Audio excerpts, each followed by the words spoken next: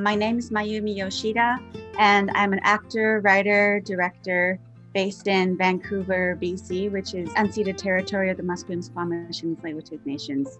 I've been living here for almost 11 years. I moved here from Tokyo, Japan in 2010, and the rest of the family is back home, but I came here solo for film school, and here I am. For the past 2 days, I've been doing research about you. We knew each other, but I didn't really know you in other ways. So this really gave me opportunity to really know you and your work. I noticed for the past couple years, especially since last year, you were really out there to talk and almost become a public voice and a public face. I was surprised to know actually that you were still PR, not a citizen. You have done a lot of work that many people, even born here, have not been able to do. There's a special kind of resilience inside you. Where did that come from? I feel like the resilience maybe comes from leaving my home country and kind of shifting my artistic practice to a different country entirely and just starting from scratch. So that kind of helped me feel like I have a mission.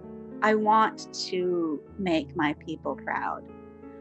Oh, that's something that that Mayumi accomplished in like however many years. Maybe someone like this person can do that too. And as I think that really gives me like a thick bone, I guess, like a thick spine that makes me feel like if I give up now, the people that I meet in the future who are Japanese filmmakers, Japanese actors, Japanese artists, if they see me give up at mid-30s, then they might think, oh, then that's the expiration date. Is that the date I need to sort of rethink about my career?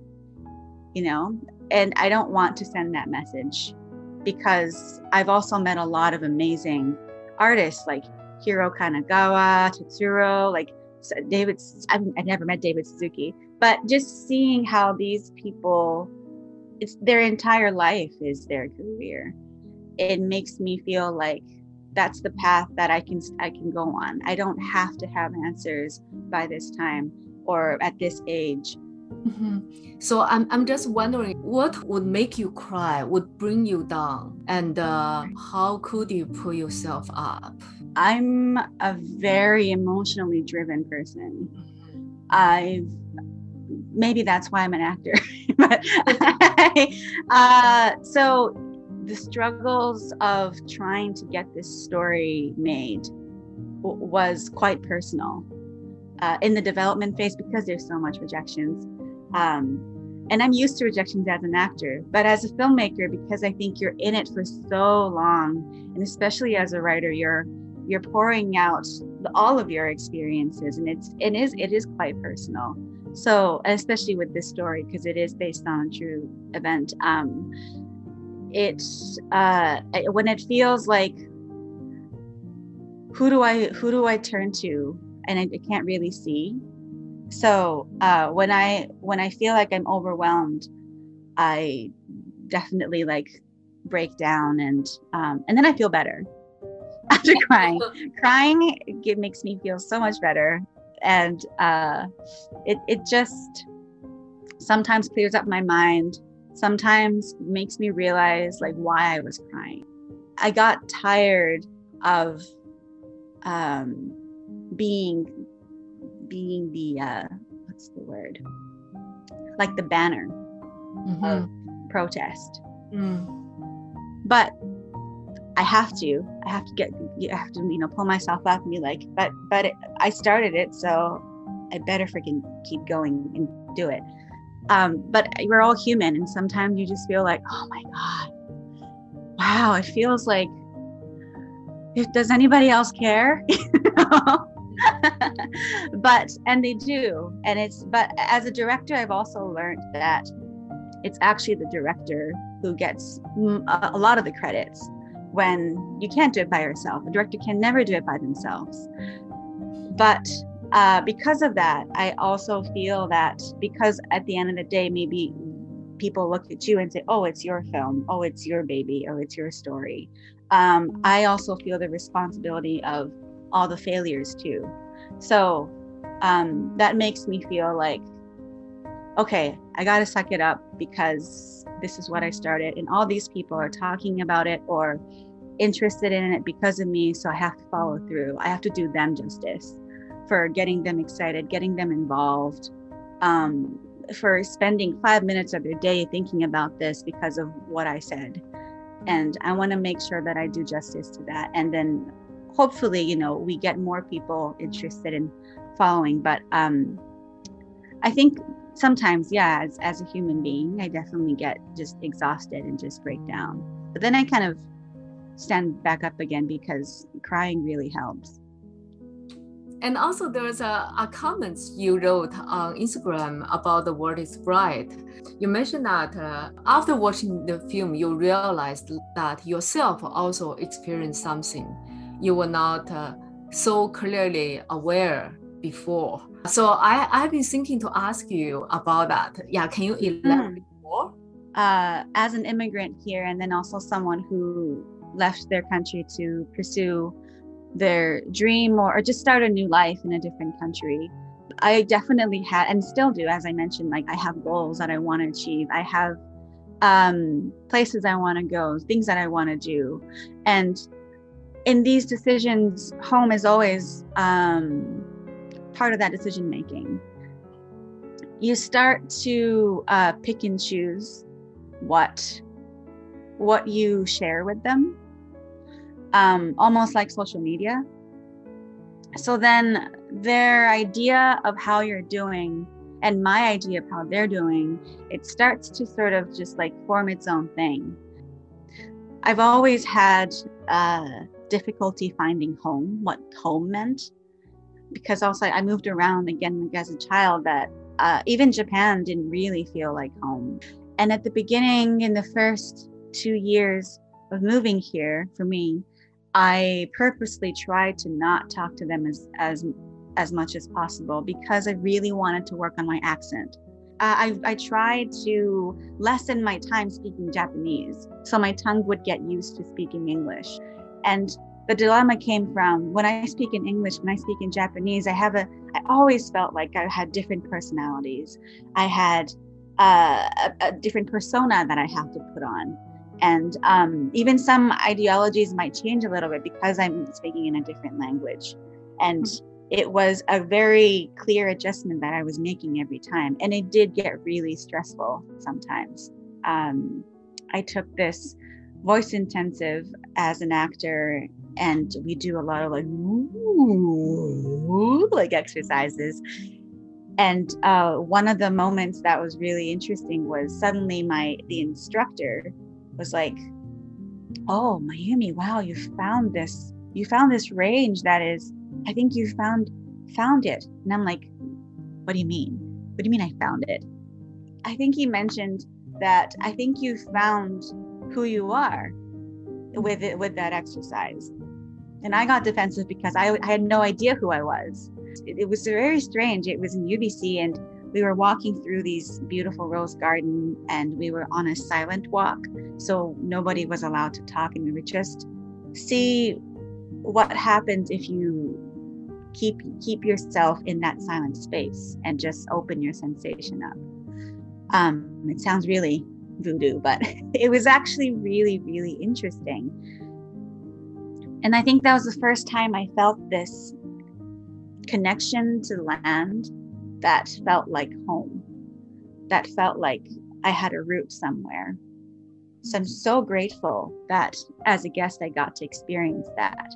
And since then, the way I talk or the way I interact with people, whether it's Japanese or English, it started to sort of like combine and then it found a unison. And so earlier, before that time, whenever I had to go back to Japan, I would say I had to, because that time, I think I wasn't ready to go back to Japan and then go back to that default of who I was. When I moved here, and as an actor, as an artist, I started to form my ideas and find out more about myself and learn how to express that. And sometimes that version of me didn't mesh well with my version of me in Japan. So I struggled with that. And then I think after taking that voice intensive and also just having that experience of that unison of two identities kind of coming together and realizing that, oh, you're fine as is. Then going back home felt so much better. It didn't feel like, oh, I have to go back in this little box and pretend like I'm this girl. It became less stressful finding that place in the middle where you can be in the middle and it's fine. You don't have to fully conform into North American culture and try to be a different you. It can be raw and messy, and that realization definitely it took away a lot of the stress that I had than before. Wow, it's amazing. It's almost like a spiritual. I feel it's like a spiritual experience. Yeah, but it was just the instrument. I think that was the interesting thing. I'm not really religious and I don't have any like ongoing practice or anything. It was just the repetition of something and just using my voice and just almost kind of checking in with my body and my voice and my breath. I felt like that was the grounding element for me. Yeah, indeed, our voice and how to use the voice is a manifest of our emotion and how we feel actually about ourselves. So another question is about the image. From one interview, you mentioned that one of the fear you have in your life is about the image. What was the fear and how you overcome that? And also, I assume as an actress, there's even more an issue than a woman who is not in the show business. Full disclosure, I'm still working on it because I think images, especially coming from Asia, we have so much expectations on our body and our image, so much more I feel like than other countries, and I think that's why a lot of beauty products come from there. But it's a lot of work on your heart and your emotion, not just to your body, but it starts to make you feel like you're not worth anything. And I've had those times, and I still sometimes have those times where if my skin is acting up, I have eczema, so like my skin is acting up, or I feel like a lot more bloated, or I definitely have those days where I feel like, oh my gosh, am I even worth living? Sometimes like it even goes there, which is really bad. But whenever I see someone so positive about their body and just there's no shame or like embarrassment in showing their skin and whatever body shape they are, it's so beautiful. And it took me I hate that it took me a while to register that. And that's exactly what, as a filmmaker, as a storyteller, as an actor, we try to fit into this white supremacist like landscape. So I realized that that's what we're all still doing with beauty standards too. And there's also like, even if it's if there's appreciation for like Asian beauty, there's only a handful of Asian beauty that they're accepting. It's not global. It's not universal. It's not all encompassing.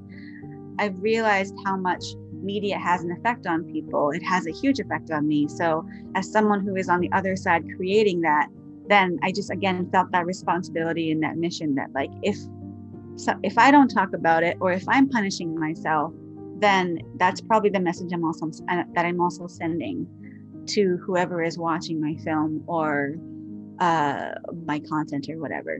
I mean, I wanted to come to Vancouver or to pursue North American TV shows because I loved watching Sandra Oh.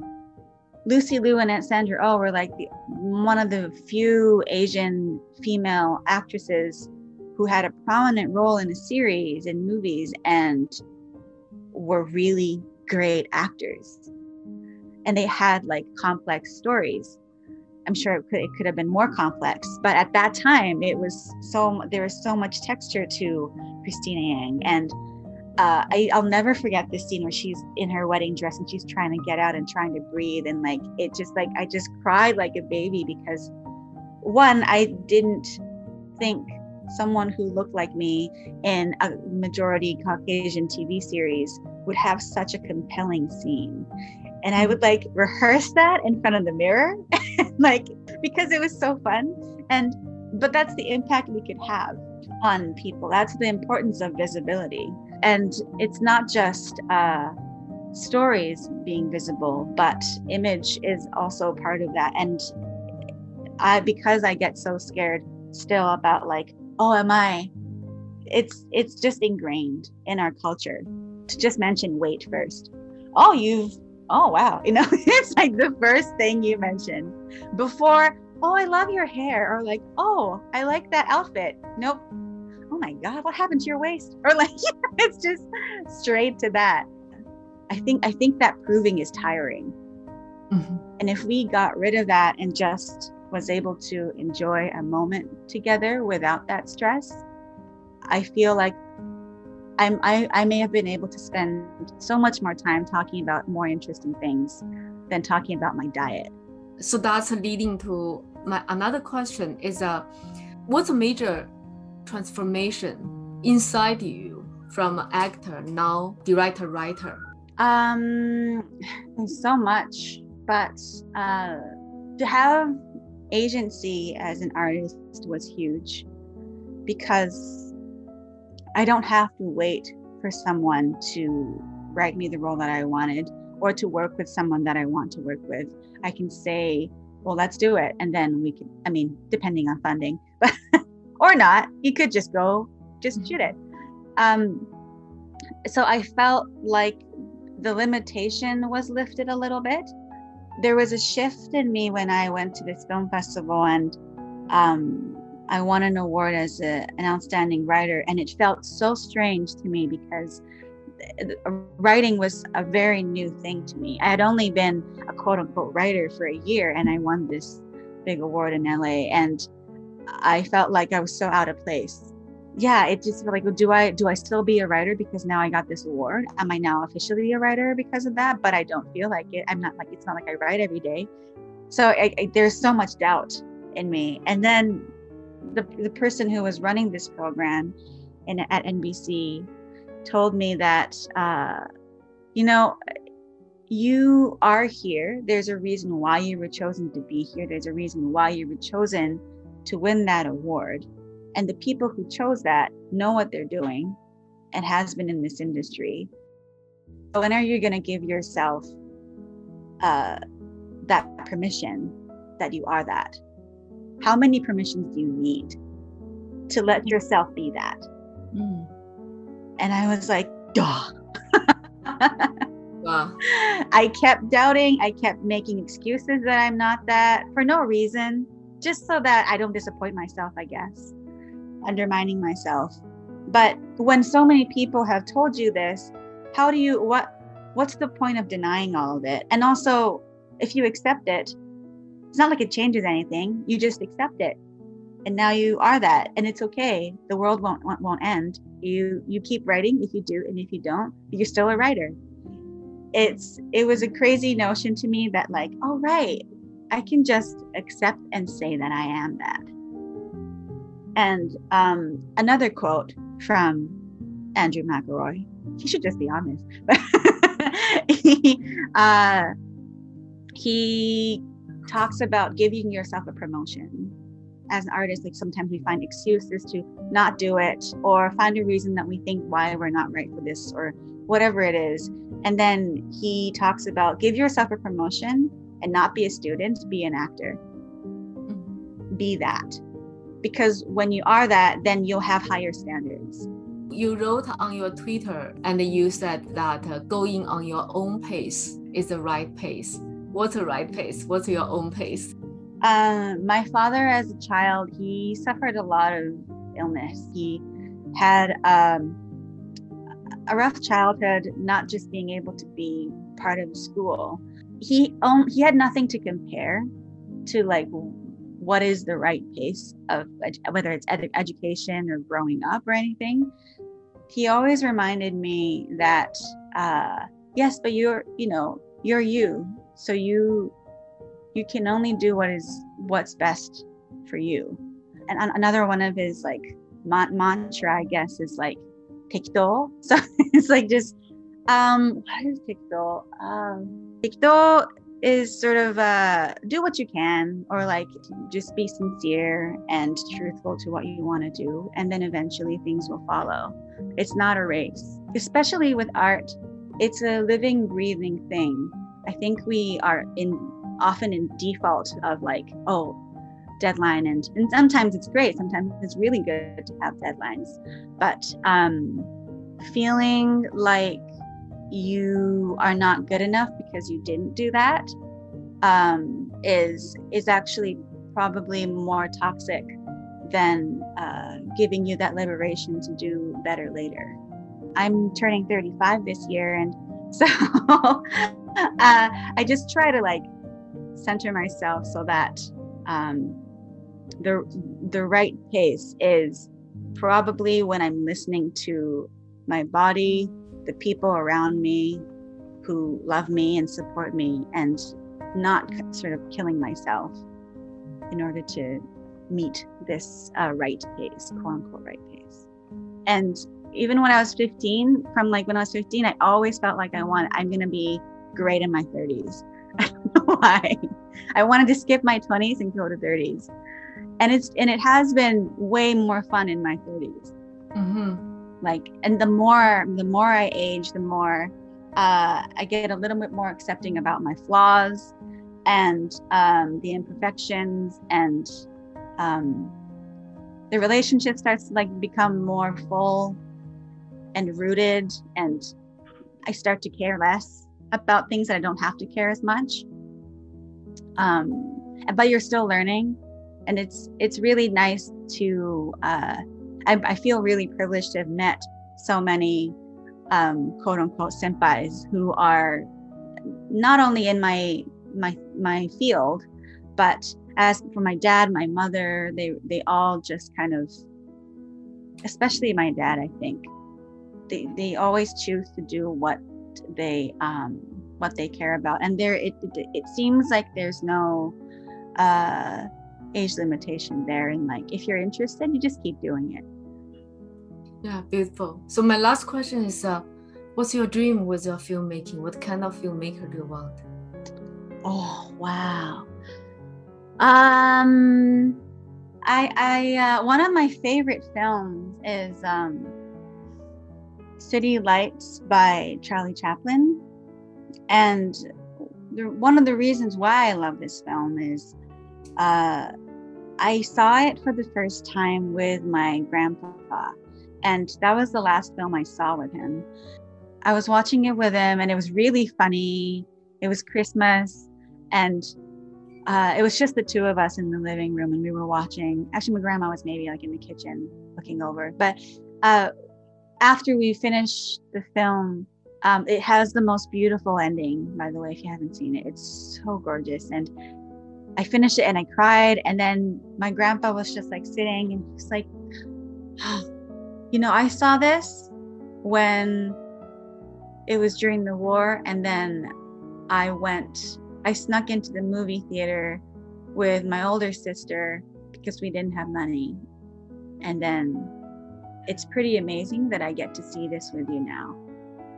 I was like, that's true. That's like 70 something years ago. And we were watching the exact same movie together. And it was my first time. And it transcends generations. It lives forever until you have the means to watch it. And that I think is so powerful, and which gives it so much meaning to why I want to do it, to be in it, or to be a vehicle to tell the story. Because I think with Akashi, my grandmother was passing, and she unfortunately passed like a week before I finished the movie. But it's still, I got to do the play version first, so I got to share like the recorded play with her when I was with her. She was very like, she was all tubed up, and she could only say like, "Oh, that's you," like, she could say stuff like that. And then when I explained to her like, yeah, this is like based on your story, and this, and I wrote it this way, and the only thing she would say is like, "Oh, that's good, but no one wants to hear my story. No one wants to hear my story."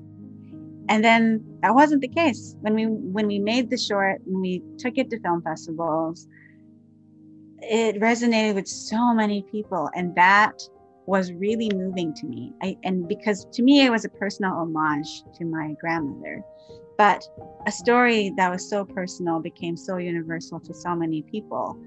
It really travels. And by picking a story or a character that you want to focus on that perhaps needs a little more spotlight, or it hasn't been told enough, like that medium really gives a leg, and you can keep that as a legacy. And I think that's quite beautiful to that you're able to like leave a footprint in someone's heart, and also it literally can exist forever. So I think about that a lot. I think like, what am I contributing with this story, with this movie? And I also think about who specifically am I thinking about when I'm making it. So my dream always is to like never lose that, I guess, to not to always being able to make a movie that I know specifically I have someone that I want to make it for, and that I'm contributing in some way, emotionally or historically or whatever it is. Yeah.